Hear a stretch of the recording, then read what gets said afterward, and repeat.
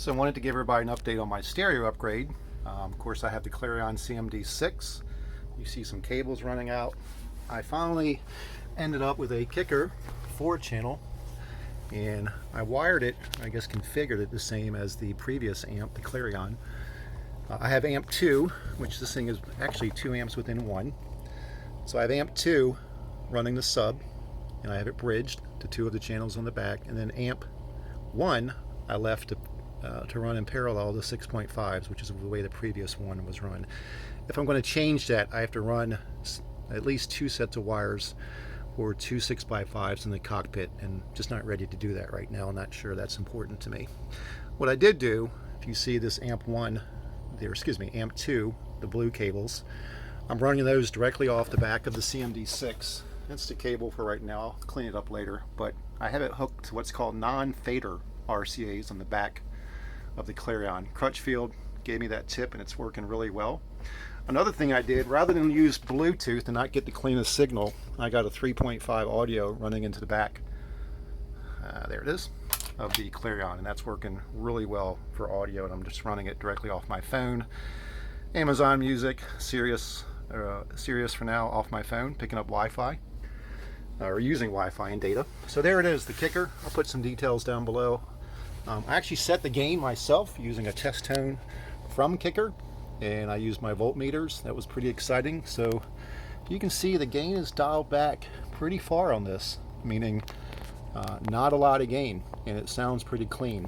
The Kicker 6.5s in my cockpit have a built-in crossover.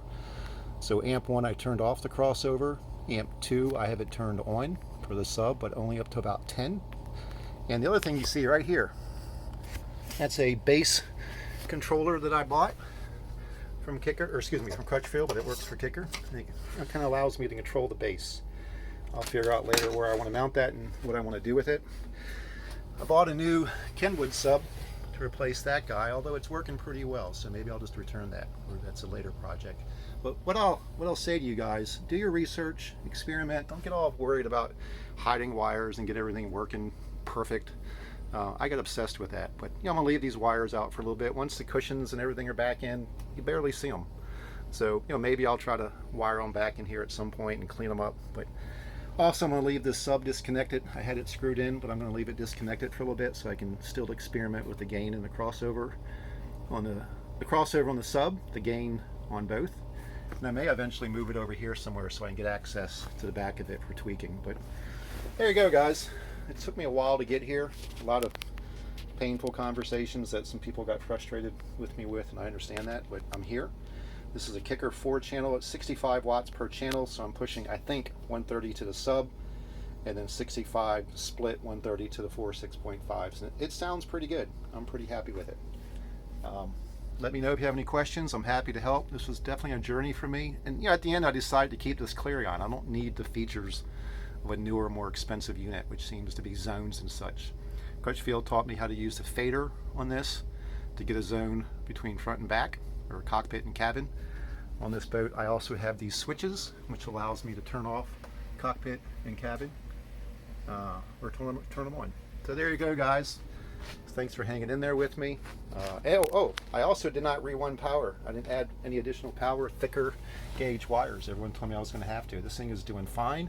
It's not tripping the breaker. In fact, the previous Clarion was tripping the breaker, rarely, but sometimes when I cranked it up too high.